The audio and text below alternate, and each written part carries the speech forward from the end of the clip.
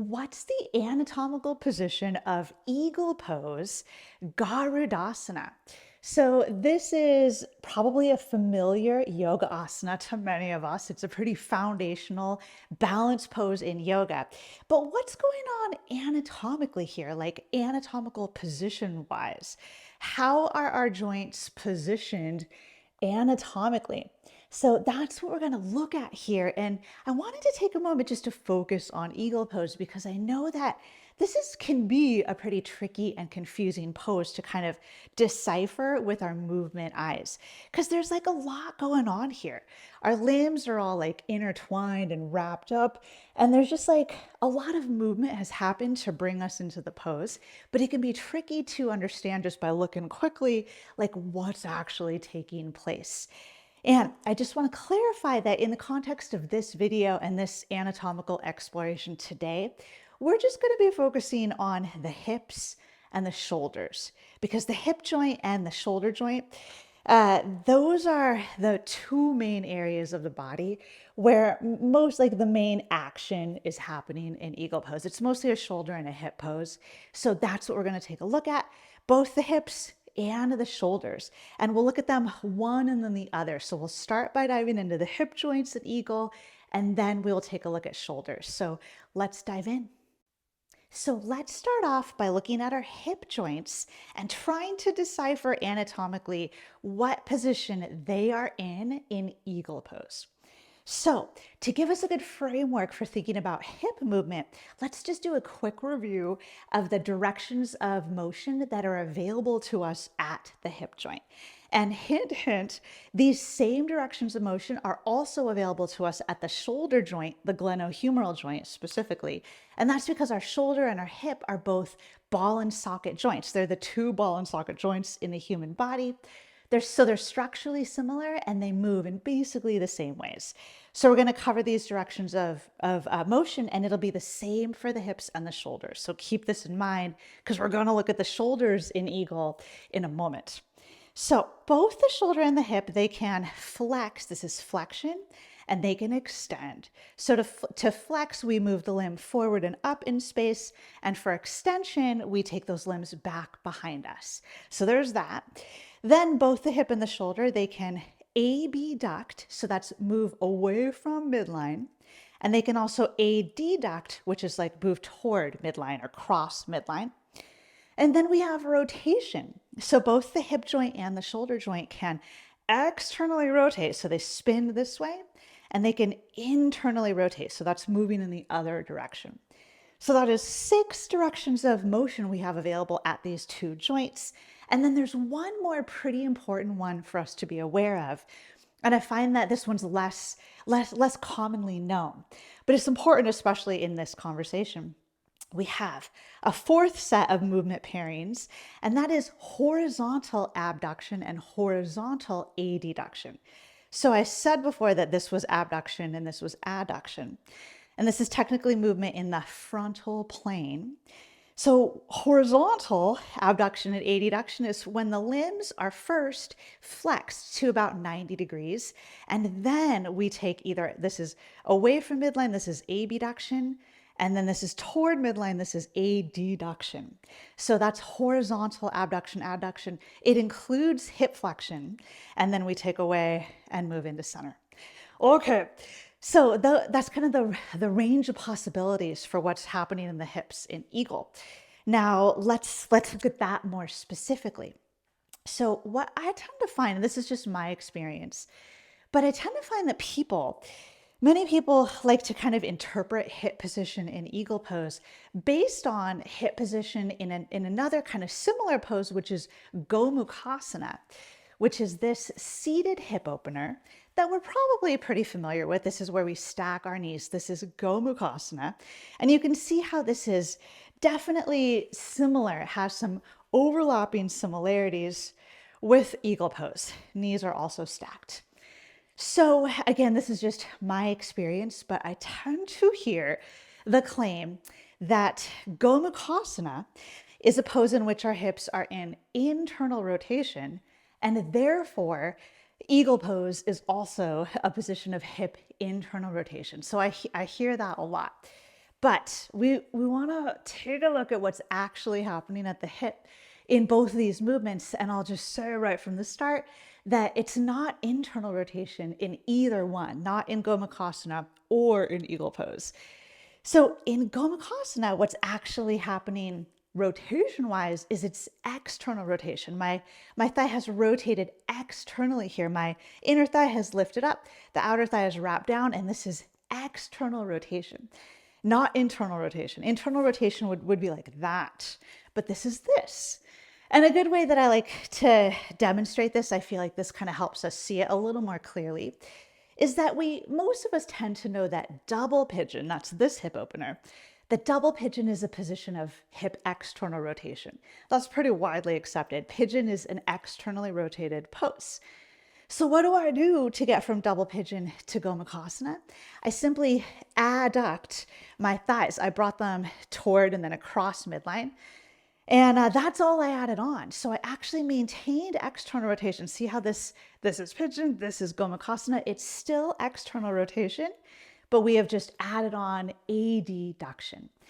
And to be technical about it, this is horizontal adduction, but we don't need to talk too much about that right now. So Gomukhasana is adduction and external rotation. So we want to clear that up first. But then let's bring it back to eagle pose, which is our focus today. So eagle pose is also adduction. Let's take a quick look. In eagle pose, we also are crossing the midline with our thighs. And depending on how low you hinge, like how low you go in eagle pose, for most of us, we tend to sit back here.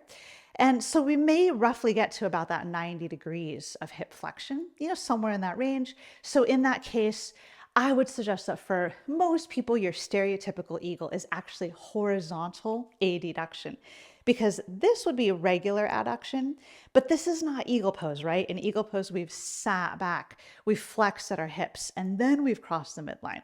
So this is more like horizontal adduction. Okay, so hopefully that's clear. Eagle is horizontal adduction. And then let's just quickly touch back on the rotation question. So we know that in Gomukhasana, we are in hip external rotation. We've established that. But does that mean that we're in hip external rotation in eagle pose? I would suggest that we're not. And a good way to see that is that while Gomukhasana and eagle are similar, we've established that, there is an important difference between them.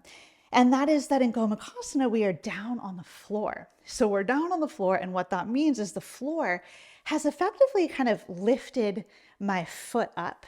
Or, if you're comparing it to eagle pose, like compared to eagle, the floor has forced my feet to lift up. And that is what has created this hip external rotation, because I'm down on the floor.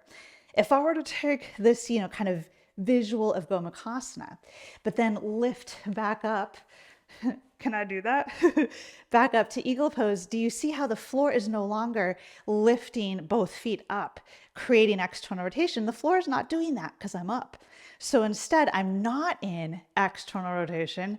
I'm actually in pretty neutral rotation, neutral hip rotation. There's not any significant external or internal rotation happening in eagle pose. It's not a hip rotation pose.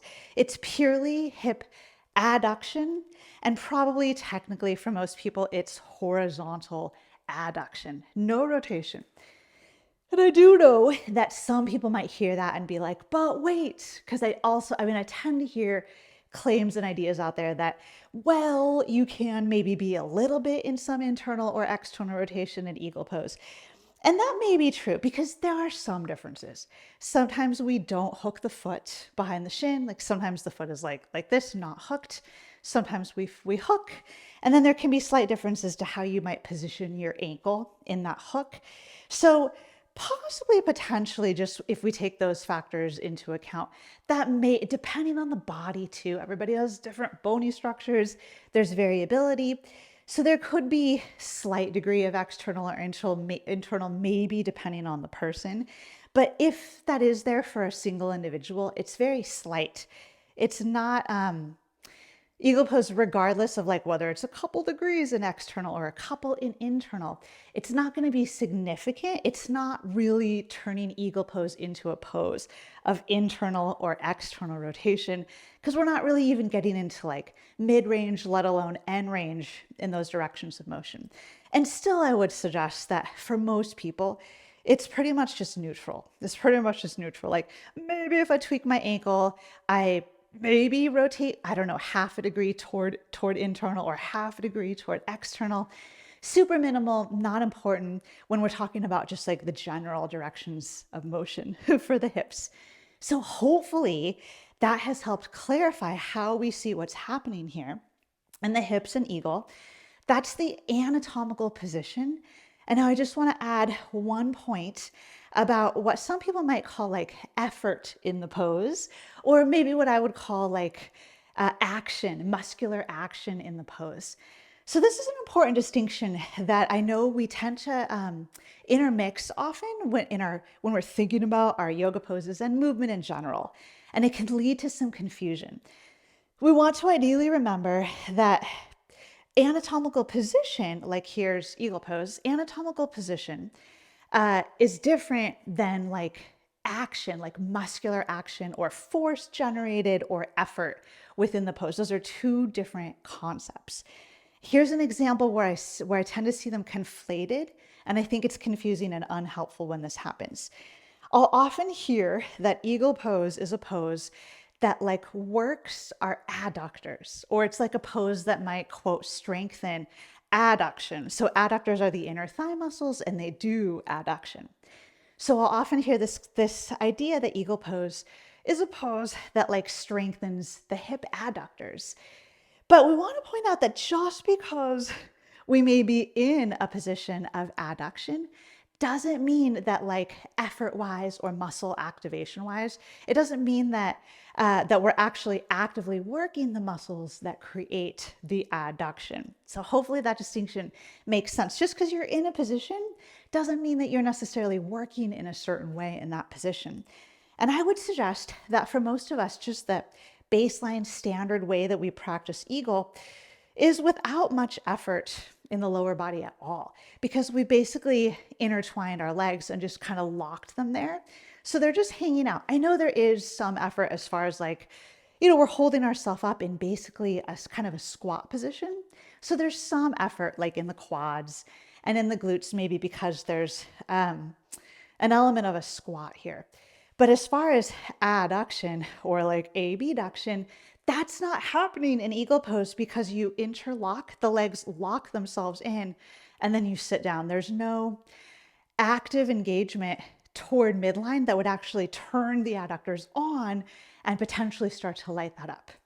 So effort-wise, activation-wise, eagle pose is not a pose of adduction, even though anatomical position-wise it is. But that doesn't mean that we couldn't layer on some extra effort and activation as like an added thing that we bring to the pose. Maybe we have that intention in the moment. So you could certainly come into eagle pose, then layer on squeezing of your inner thighs toward each other, like we're squeezing in. And then that would start to bring on that adduction activation. So that is definitely something we could add on, but that's not just inherent to the pose itself. It's like a voluntary thing we would bring to the pose. And, just as likely as bringing in active adduction by squeezing the legs, we could also do the opposite and pull the legs apart. And I know it's tough to see because I'm not going to go anywhere because the legs are interlocked, which means that in the end, whether we squeeze in or pull apart, it's just isometric engagement. That's all. But I could hook into eagle and then pull my legs apart. I'm doing it even though you can't see it. And that's going to turn on like my hip abductors and work them in a position of hip adduction. So again, that's just like an optional voluntary activation I might layer on if I wanted to. We could squeeze together, we could pull apart. But those are not inherent to the position itself. And just the classic typical way that we see eagle practiced, it's not really a pose about strength. And it's not a pose about like adductor strengthening or anything like that. It's just a position of adduction. And then there's really kind of pretty minimal effort, especially in terms of adduction and abduction. So hopefully that makes sense as well and just helps us better understand and conceptualize what's happening in eagle pose and like why we might choose to teach it. And if we decide to kind of layer on some of those fun additional activations, we now maybe have a clearer idea of how we might do that.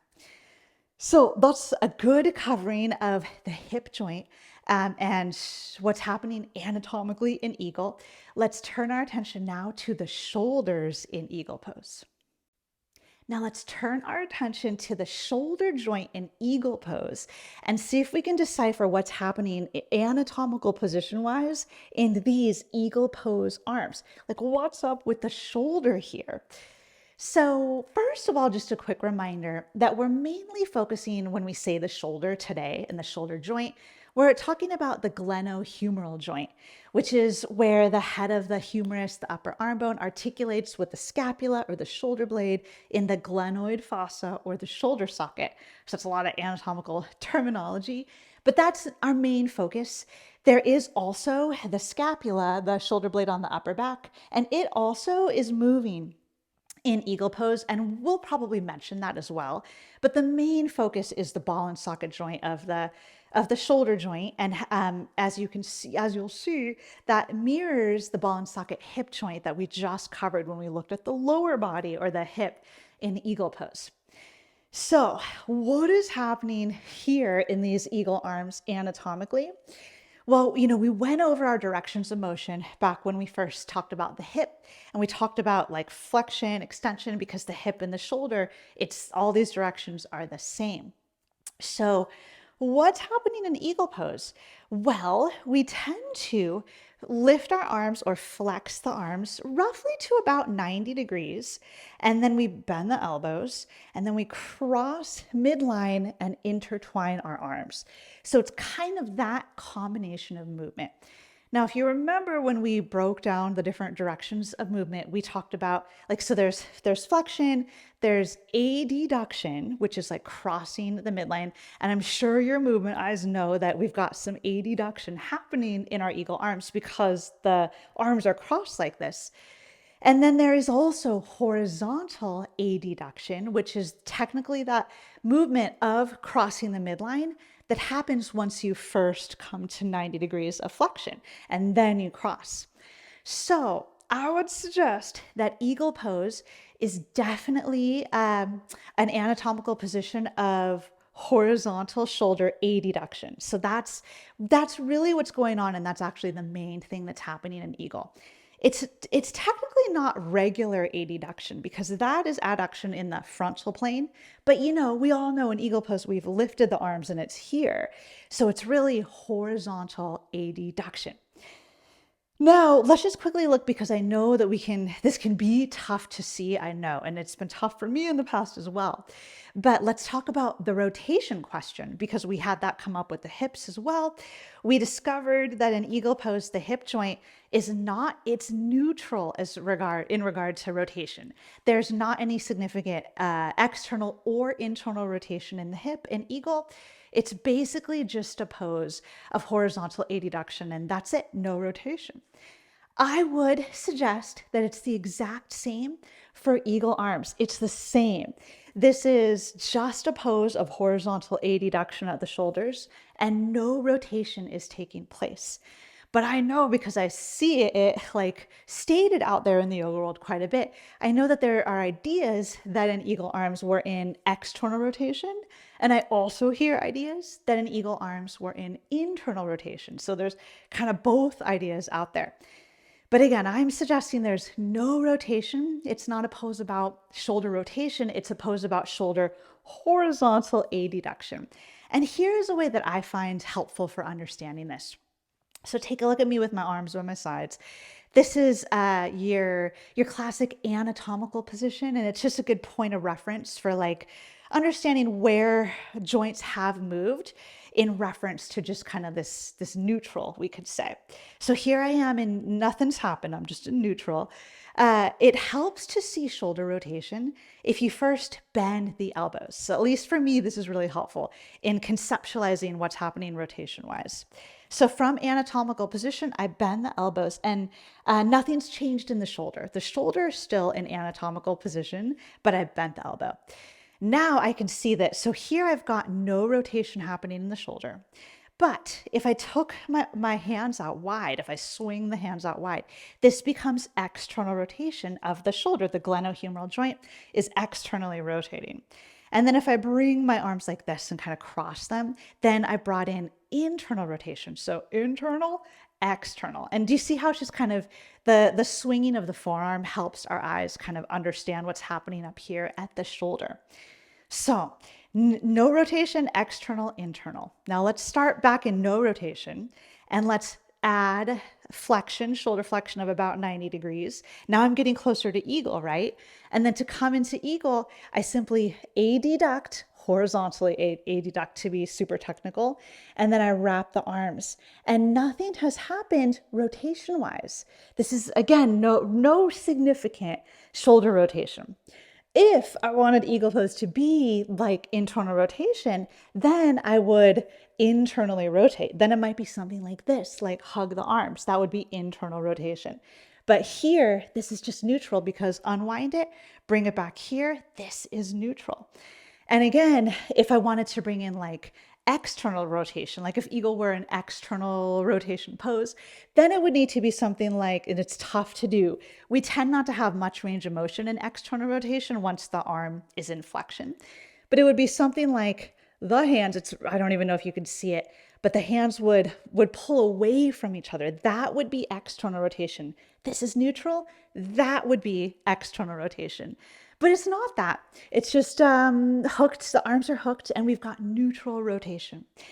So anatomical position-wise, that's what's happening in the shoulders, in the glenohumeral joint. And I'll just throw out there, we mentioned there is also the scapula moving on the upper back, and that's a separate joint of the shoulder joint complex. That's the scapulothoracic joint.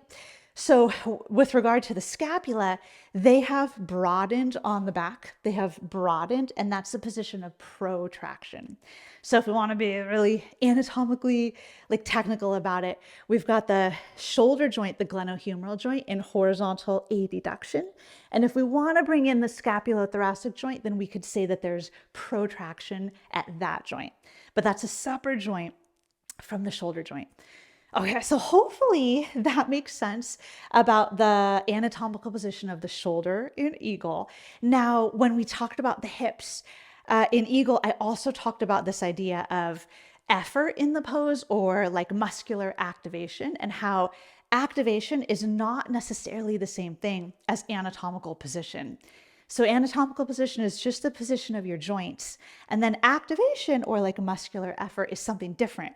That's like how you might be engaging your muscles in any given direction. And that's something we may layer on in addition.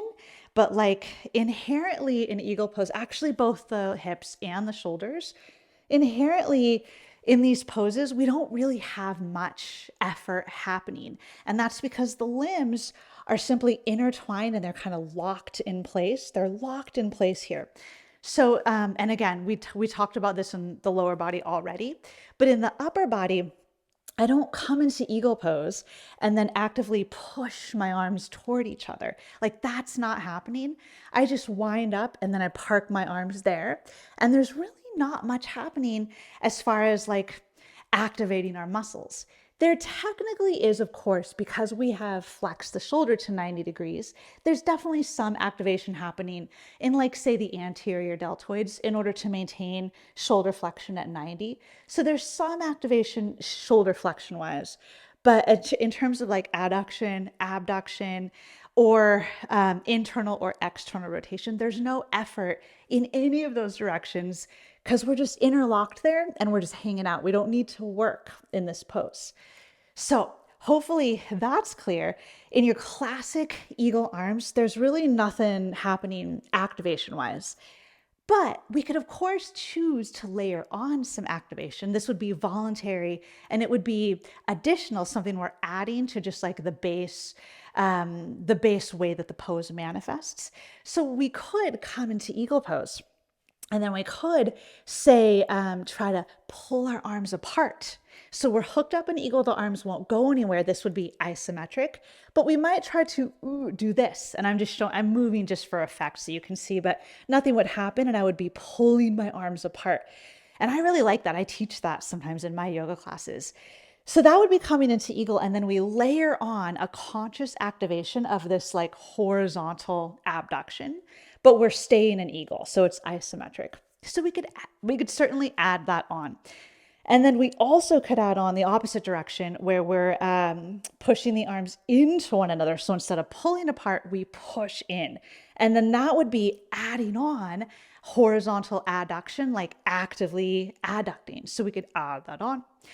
And then when it comes to rotation, once again, we're not in any rotation in eagle. But if we wanted to layer on some active, like working of the external rotators or working of the internal rotators, then we might do something where we're in eagle. And instead of thinking of pushing the whole arms toward each other or the whole arms apart, this is where it gets a little more fine-tuned. If we really want to focus on rotation, then we'd come into eagle, and let's say we want to do internal rotation, like turn on the internal rotators. We would press just our hands into each other. So just the hands, not the entire arm, but just the hands. So it's a subtle difference, but if you care about which muscles you're engaging, then it would make a difference. So if I'm in eagle and I push my hands, just my hands into one another, then what's wanting to happen is this. That's rotation, just the hands, and then this happens. If I push instead of the hands, the entire arms into one another, if I do that, then that's more like completely shoulder adduction. So if we isolate the movement to just trying to move the hands, then we bring in more of rotation. And that's how we're going to bring on internal rotation activation. And then if we wanted to bring on external rotation activation in eagle, what we would do is it's the opposite of internal rotation. So instead of pushing the hands into one another, we would think of pulling. And once again, this is a small movement because we don't have much external rotation in that position, but we'd pull our hands away from each other. So bringing it up to the hand, not the whole arm, but just the hand. Do you see how that brings in that engagement toward external rotation? So if turning on the external rotators is something that you want to do in eagle, I think an actual better way to do it would be to do a variation where instead of having the palms touching, we have the backs of the hands touching. So see how this is different? This is traditional palms touching. This would be the variation, backs of hands touching. And then from there, you could press the hands, just the hands, into one another. And then you actually have something to push against. The hands push into each other rather than pushing into air as they would be if you were in the regular intertwine. But backs of hands together, push those hands into one another, and then you'll totally light up external rotation or the external rotators. And I felt that a lot just now as I was demonstrating that.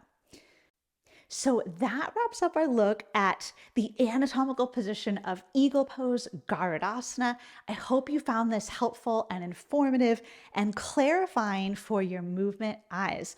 If you appreciated this content, subscribe to my channel so you can stay up to date on all of the content that I share.